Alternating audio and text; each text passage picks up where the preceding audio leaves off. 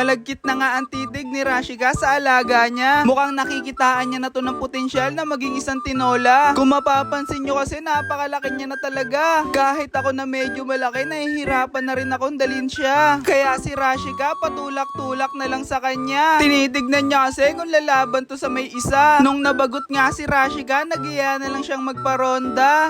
Kaso mukhang tinatamad pa silang rumonda. Kaya kailangan niya pambugawin isa-isa. Pero hindi sila uubra kay Rashika. Kasi kahit gaano pa sila kabilis, madadakma sila ni Rashika. Dito nga lang siya sa bulag, nahirapan talaga. Natatakot kasi siya sa mukha neto na yung mata niya nag-iisa. Yung isang mata kasi neto lubog na. Kaya naiilang siya pag lalapitan niya. Tamang nood na nga lang kami dito sa kanila. Habang siya nagpapakuto sa mami niya. Okay din tong gawain namin pag nagpapahinga. Tamang nood lang sa kalapating rumoronda.